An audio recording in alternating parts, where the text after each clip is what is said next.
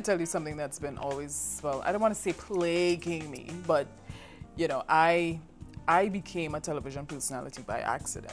Oh, so. You know? I thought you were born for this, like Sam. Yeah.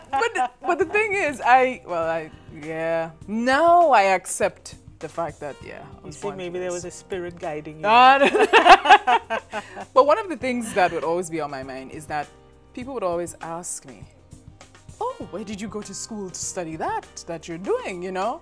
And I don't have a degree in anything, you know? And this, sometimes, you know, you question yourself, you line yourself up with the other so-called greats of television, so to speak, and you're like, can I be just like this person because they actually have a degree over me? And I woke up one morning and I said, you know what? I am the best that I can be, and I'm doing what I love to do the best of my ability. Sure, there's always room for improvement, and there's always room to grow, but I always used to second guess my capabilities. But like Sam, you are one of the greats of TV. You are. Why There's are you not doing even a question. You know why? Thank you. Because you love what you do, and if all I could offer is in terms of how you keep positive, just pick something that you love. You will shine. Look at you. Thank you. You glow. And and you're the best. Thank you. No Thank question you. about it. Like And Sam. I always try to preach that, you know, to other folks who might think, okay, oh, I'll never be anything because I like to knit or crochet, and I never. And I'm like, you can. Knit? No, I don't. Oh. I wish. I don't have the patience for that one. I don't have the goodness. patience. But I'm just saying that people need to realize that, you know, you can shine in whatever you do, and you shouldn't.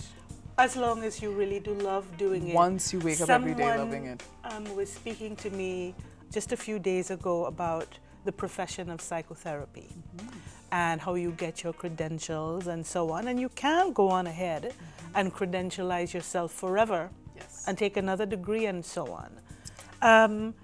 But when I was asked, what's the main essence, do you think? Should I do this? Should I do that? What's the technique? And I said, you know, you really have to love people. Because clients will tell you that I saw this counselor, that counselor, and the lady came in and kept looking at her watch, and then she charged me $60, and she didn't really love me. And it's such a simple imperative. I spoke to you just a minute ago about going up into the rural districts. I love to do that, you know. And often when you get to someone's home who has need and they call for help, you go there, you have to pull a bucket and sit down on it in the kitchen and attend to their need. They don't care how many degrees you have. So true. They have absolutely no concern.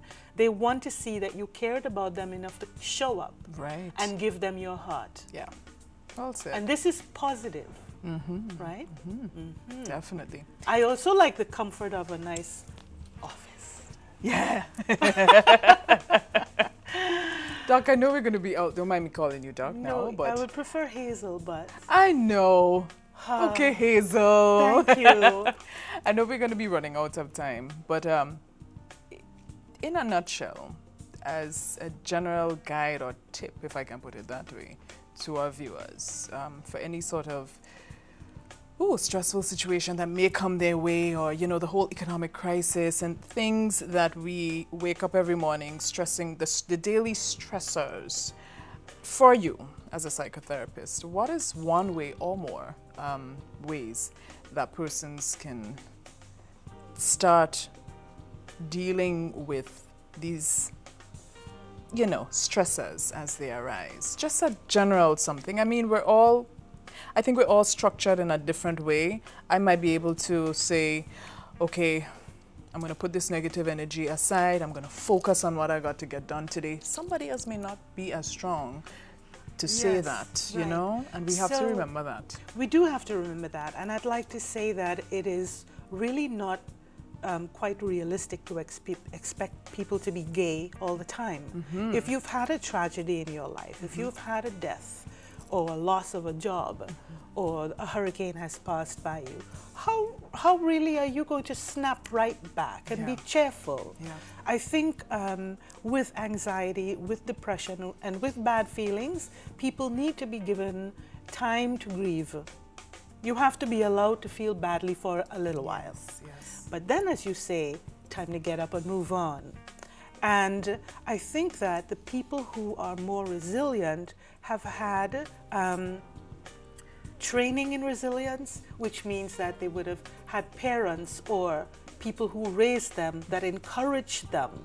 You can make a mistake, no problem. You can fall, just get up. Yeah. Try again and again, everything will be all right in the end. So if you've been trained in that resiliency, no matter how bad things get for you, you have it in your blueprint that, okay, I'm going to take a time out now. I'm not going outside because I'd be shamed for people to see me crying like this. You know, it all comes together.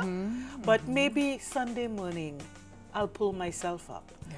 Now, if you have someone in your life who has had a bad experience, and you've given them their time of grieving in peace, and without trying to command them, pull your socks up, which is sort of brutal to tell people when they're needing to cave in, and you're trying to make them vertical, doesn't help. But after a certain time, when you figure they should be looking to return to functionality, and they're not seeming able to do that, well, apart from sending them down to legal aid and counseling clinic right away for some professional help, then it's to urge yourself to attend to your body. Yeah.